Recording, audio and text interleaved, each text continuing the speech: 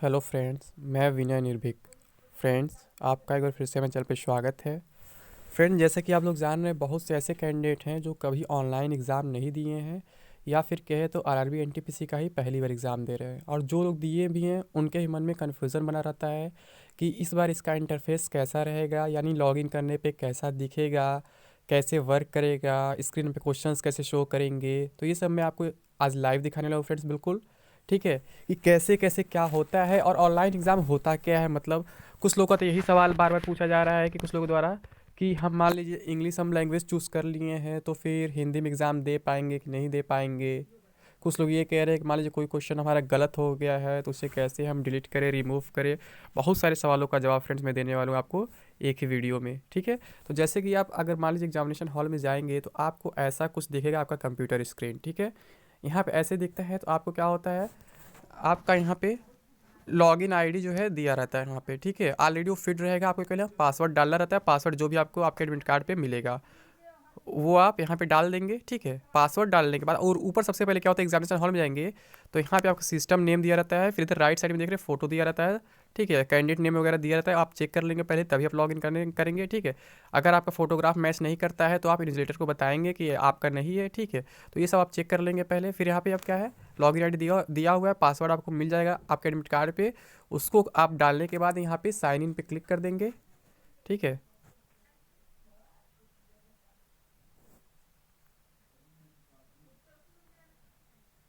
तो sign in पे click करने के बाद फ्रेंड्स आपको कुछ ऐसा इंटरफेस दिखेगा। आप यहाँ देख रहे हैं ऊपर लिख रहा है इंस्ट्रक्शंस में लिखा व्यू इन असामीज़। तो आप यहाँ भी लैंग्वेज चेंज कर सकते हैं, इंस्ट्रक्शन वगैरह पढ़ सकते हैं। मान लीजिए मैं हिंदी चूज़ करता हूँ क्योंकि हिंदी वालों की संख्या थोड़ी अधिक है। ठीक है, अब लिखा है कृपया निर्देशों को ध्यानपूर्वक पढ़ें। दिया हुआ ए सामान्य निर्देश, परीक्षा की कुल अवधि 90 मिनट, लिखने वाले व्यक्ति की आवश्यकता वाले योग्य दिव्यांग उम्मीदवारों के लिए 120 मिनट, यानी जो लोग स्क्राइब लेके जाते हैं उनके लिए 120 मिनट रहेगा, यानी बाकी के लिए 1.5 घंटा, उनके लिए 2 घंटा रहेगा। प्रश्नों की संख्या 100 होने वाली, सभी प्रश्न वस्तुनिष्ठ प्रकार के हैं। प्रत्येक प्रश्न के 4 विकल्प दिए गए हैं जिनमें से केवल एक सही उत्तर होगा। गलत उत्तरों के लिए ऋणात्मक अंक दिए जाएंगे। प्रत्येक गलत उत्तर के लिए 1/3 अंक कम हो जाएगा। अपना उत्तर सहेजने के लिए प्रत्येक प्रश्न का उत्तर देने के बाद सेव और नेक्स्ट बटन पर क्लिक करें, नहीं तो आपका उत्तर नहीं सहेजा जाएगा। ये बहुत इंपॉर्टेंट लाइन है फ्रेंड्स। कुछ लोग क्या करते हैं, सेव नहीं करते, डायरेक्ट सबमिट कर देते हैं, फिर उनका क्या होता है, उसका आंसर सेव नहीं किया जाता है। भाषा में आप अंग्रेजी भाषा के साथ साथ उस भाषा में प्रश्न पत्र देख सकते हैं जिसे आपने आवेदन करने के समय चुना था। यदि अंग्रेजी भाषा चुनी गई है तो प्रश्न पत्र केवल अंग्रेजी भाषा में दिखेगा। निर्देशों और प्रश्नों को उस भाषा में दिखाया जाएगा जो आपके द्वारा निर्देश पृष्ठ के साथ साथ प्रश्न पत्र के सबसे ऊपर दाएं कोने में ड्रॉप डाउन भाषा सूची से चुनी गई है। स्क्रीन पर प्रश्न चुनी गई भाषा में दिखेंगे। आप प्रश्न स्क्रीन में सबसे ऊपर दाएं कोने में व्यू इन के रूप में उपलब्ध ड्रॉप बॉक्स सूची से आवश्यक विकल्प चुनकर परीक्षा के दौरान प्रश्न पत्र का अंग्रेजी या चुनी गई भाषा संस्करण देख सकते हैं। ठीक है, तो आपको परेशान होने की ज़रूरत नहीं है। आप इंग्लिश में भी चूज़ कर सकते हैं, आपका जो लैंग्वेज है उसमें भी आप चूज़ कर सकते हैं भाषा को। ठीक है, उससे परेशानी की जरूरत नहीं है।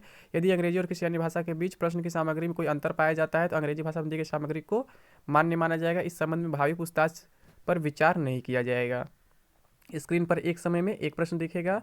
परीक्षा पूरा करने के लिए आपके पास उपलब्ध समय स्क्रीन में सबसे ऊपर दाएं कोने में काउंटडाउन टाइमर के जरिए दिखाया जाएगा। यह शेष समय को टाइम लेफ्ट के रूप में प्रदर्शित करेगा। परीक्षा की शुरुआत में टाइमर में 90 मिनट लिखने वाले व्यक्ति की आवश्यकता वाले योग्य दिव्यांग उम्मीदवारों के लिए 120 मिनट का समय प्रदर्शित होगा, जो समय बीतने के साथ धीरे धीरे कम होता जाएगा। टाइमर के शून्य तक पहुंचने पर परीक्षा अपने आप समाप्त हो जाएगी और आपकी परीक्षा को सिस्टम द्वारा स्वचालित रूप से सबमिट कर दिया जाएगा, यानी आपको सबमिट करने की जरूरत नहीं होता है किसी भी एग्जाम में। ठीक है, अब प्रश्न संख्या बॉक्स देख लेते हैं। स्क्रीन के दाईं ओर दिखाया गया प्रश्न संख्या बॉक्स निम्नलिखित प्रतीकों में से किसी एक प्रतीक का उपयोग करके प्रत्येक प्रश्न की स्थिति को प्रदर्शित करेगा। आपने अभी तक प्रश्न नहीं देखा है, ठीक है, आपने प्रश्न का उत्तर नहीं दिया है, आपने प्रश्न का उत्तर दे दिया है, आपने प्रश्न का उत्तर दिया है परंतु प्रश्न को समीक्षा के लिए चिन्हित किया, यानी कि प्रश्न का उत्तर नहीं दिया तो कैसा कलर रहेगा पता चल जाएगा आपको। और आप मान लीजिए प्रश्न को अभी तक क्लिक ही नहीं किया, वहाँ तक पहुँचे ही नहीं है तो कैसा कलर रहेगा उसका। प्रश्न का आंसर दे दिया तब कैसा आपका कलर रहेगा। और फिर आपने मान लीजिए उत्तर नहीं दिया और उसको रिव्यू के लिए रख दिया तो कैसा रहेगा। और आपने उत्तर देने के बाद भी रिव्यू के लिए रख दिया है तो कैसे के लिए रहेगा। ठीक है, और ऐसे क्वेश्चन क्या होता है, अगर मान लीजिए आंसर दे के रिव्यू के लिए रख देते हैं तो आपका क्वेश्चन काउंट किया जाता है, मूल्यांकन उसका किया जाता है। ठीक है, प्रश्न के लिए मार्क फॉर रिव्यू स्थिति से केवल इतना पता चलता है कि आप उस प्रश्न को फिर से देखना चाहते हैं, यानी उसको हाईलाइट कर देते हैं, अलग कलर में आप देख पाते हैं।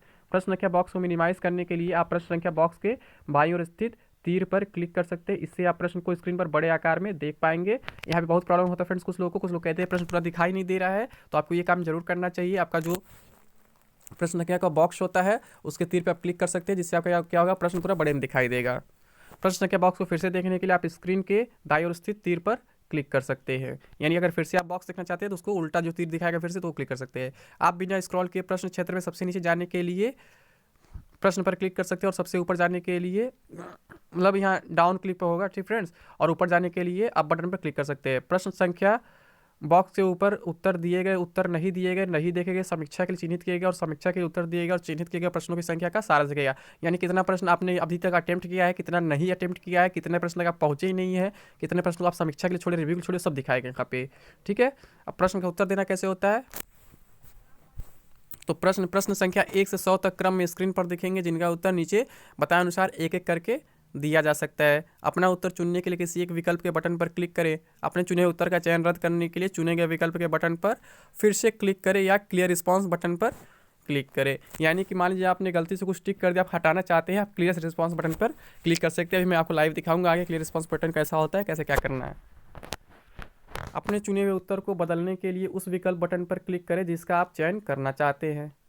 अपना उत्तर सहेजने के लिए आपको सेव एंड नेक्स्ट बटन पर आवश्यक तौर पर क्लिक करना होगा। यानी अगर आप इस पर क्लिक नहीं करते तो आपका आंसर सेव नहीं किया जाएगा। यदि प्रश्न के लिए चिन्हित विकल्प पर संदेह हो तो mark for review and next button पर क्लिक करके प्रश्न को समीक्षा के लिए चिन्हित किया जा सकता है। यदि चिन्हित विकल्प की समीक्षा नहीं की गई है तो मूल रूप से चिन्हित विकल्प के आकलन पर विचार किया जाएगा।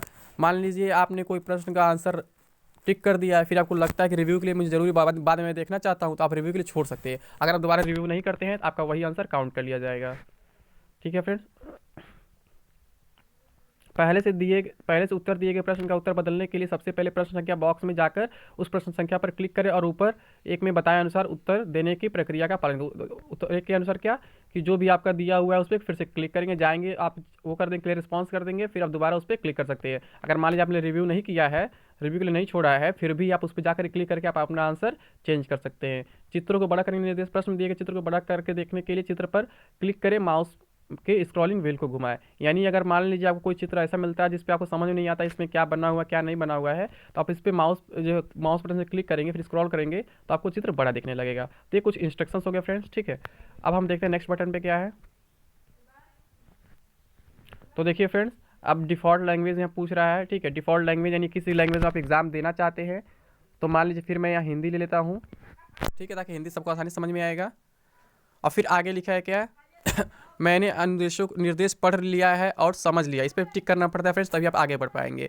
तो मैंने निर्देश पढ़ लिया और समझ लिया है, मुझे आवंटित किए गए सभी कंप्यूटर हार्डवेयर उचित कार्यशील स्थिति में है। मैं घोषणा करती हूँ कि मैं मोबाइल फ़ोन, ब्लूटूथ डिवाइस आदि जैसे किसी प्रतिबंधित मोबाइल गैजेट को नहीं पहनने, न रखने, परीक्षा हॉल में मेरे साथ कोई निश्चित सामग्री नहीं ले रहा हूँ। मैं मानता हूँ कि निर्देशों का पालन न करने के मामले में मैं इस टेस्ट या अनुशासनात्मक कार्यवाही से वंचित होने के लिए उत्तरदायी होगा, जिसमें भावी टेस्ट परीक्षाओं से प्रतिबंध शामिल हो सकता है। तो आपको ये घोषणा करना पड़ेगा कि मैं ऐसा ऐसा कर रहा हूँ और बाकी मेरी जिम्मेदारी है आगे की। ठीक है फ्रेंड्स, तो ये क्लिक करने के बाद आपको क्या करना है, फिर आगे आपको नेक्स्ट बटन पे जाना है एग्ज़ाम ओपन करने के लिए।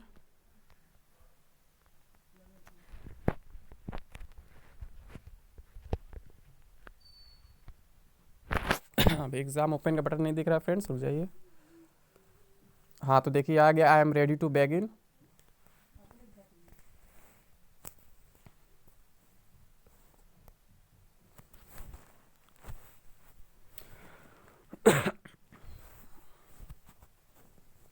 अब इसके बाद देख रहे हैं आपका काउंटडाउन शुरू हो गया। ऊपर देखिए दाहिने साइड में आपका टाइमिंग दिखा रहा है कितना है।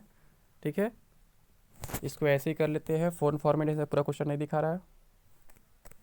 तो देखिए फ्रेंड्स, ये काउंटडाउन शुरू हो गया। आपका दाहिने साइड में दिखा रहा है क्वेश्चन नंबर 1 दिया हुआ है, नवंबर 2020 तक प्राप्त जानकारी के अनुसार भारत के मुख्य चुनाव आयुक्त कौन है। तो अगर मान लीजिए आप इसके आंसर को लेके श्योर है, मान लीजिए मैंने ऑप्शन बी को टिक कर दिया दूसरे ऑप्शन को, और आपको श्योर लगता है, तो आपको क्या करना होगा, आपको यहाँ पे सेव एंड नेक्स्ट बटन में क्लिक करना होगा। आपको सबमिट बटन में कभी क्लिक नहीं करना है, सबमिट करेंगे आपका पेपर ओवर हो जाएगा, फिर आप कुछ कर नहीं पाएंगे। सबमिट ऑटोमेटिक होता है, आपको सबमिट बटन नहीं छूटा है बिल्कुल भी। ठीक है, तो आप सेव एंड नेक्स्ट पर क्लिक करेंगे।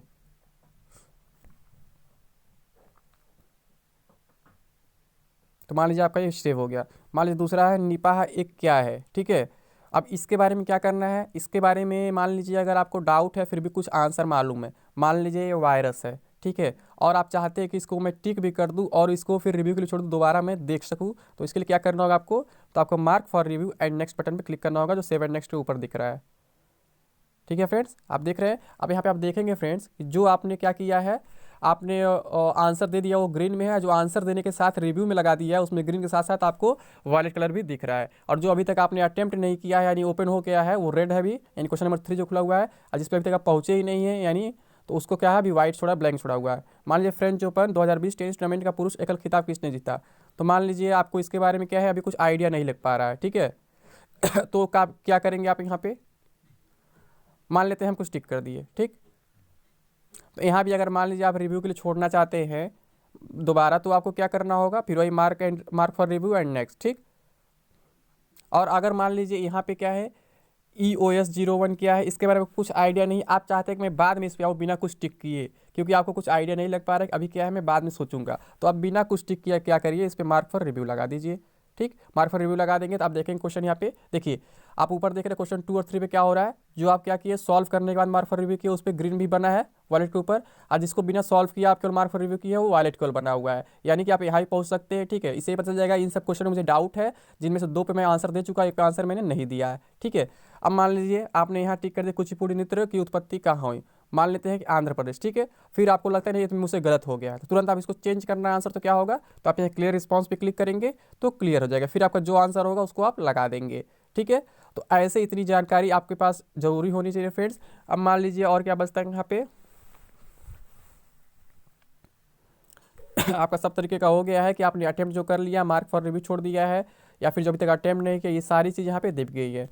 अब उसके बाद मान लीजिए अगर आप लैंग्वेज चेंज करना चाहते हैं और सब चेंज करना चाहते हैं, तो ऊपर आपको यहाँ दाहिने पे दिख जाएगा कि आपको क्या क्या करना है। इसे मान लीजिए फ़ोन में खुला है तो इतना सही से नहीं दिख रहा है, लेकिन आपको दिख जाएगा, ठीक है। और काउंटडाउन आप देख रहे हैं चल ही रहा है। हाँ फ्रेंड्स, कुछ लोग के मन में ये सवाल है कि क्या मैं सब्जेक्ट वाइज मतलब क्वेश्चन पे जा सकता हूँ, तो फ्रेंड्स मैं बता दूँ सब्जेक्ट वाइज क्वेश्चन नहीं मिलने वाला है, क्वेश्चन सेक्शन वाइज नहीं मिलने वाला है, क्वेश्चन मिसलेनियस रहने वाला है। NTPC के एग्जाम में ऐसा होता है क्वेश्चन मिसलेनियस रहता है, अलग अलग नहीं रहता है। हाँ अगर ग्रुप डी का एग्जाम देने जाएंगे तो उसमें सेक्शन वाइज क्वेश्चन मिलने वाला है, लेकिन यहाँ पर आपको सेक्शन वाइज क्वेश्चन नहीं मिलेगा।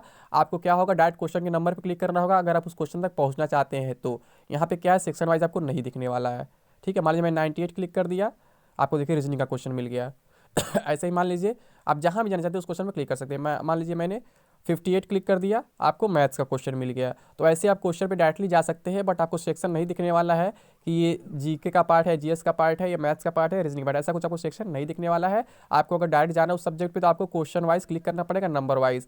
मान लीजिए हो सकता है 40 तक इसमें दिया हो, आपका GS ही दिया हो, बट सेक्शन यहाँ भी नहीं बनाया है, ठीक है। देखिए 40 GS है, देखते 41 मैथ्स है कि नहीं है, तो हाँ फ्रेंड्स 41 मैथ्स आ गया है, यानी कि बनाया गया वैसे बट सेक्शन शो नहीं कर रहा है। हो सकता है कंप्यूटर स्क्रीन शो करे, मैंने चेक नहीं किया है, ठीक है। अब मान लीजिए 70 तक मैथ्स होगा तब, हाँ 71 रीजनिंग होना चाहिए,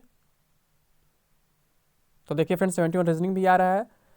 और मैं आपको बोला भी था GS में सबसे अधिक क्या रहने वाला है, साइंस और करंट अफेयर्स रहने वाला है, तो आप चेक करेंगे तो साइंस और करंट अफेयर्स ज़्यादा मिलेगा। देखिए यहाँ पे ये है ना PC कल्चर शब्द किससे संबंधित है, ठीक है, तो आपको मालूम होगा इसका आंसर, तो आप जो भी आपको मालूम हो कर सकते हैं, ठीक। तो ऐसे मैं आपको पहले ही बोला था मैं वैसे साइंस का स्ट्रेटजी देने वाला हूँ फ्रेंड, कि साइंस को कैसे आपको प्रिपेयर करना, कौन से चैप्टर इंपॉर्टेंट दिख रहे हैं यहाँ पे, केवल साइंस ही आपको दिख रहा है, ठीक है फ्रेंड्स। तो अभी के लिए बस इतना ही है, बाकी अगर कुछ क्वेरी रह गया इसके अलावा तो आप मुझे कमेंट बॉक्स में पूछ सकते हैं, मैं उसका रिप्लाई आपको कर दूंगा फ्रेंड्स पर्सनली, क्योंकि अब इसमें इस रिलेटेड कोई इस वीडियो में कुछ बचा नहीं है। तो अभी के लिए बस इतना है फ्रेंड्स, थैंक यू।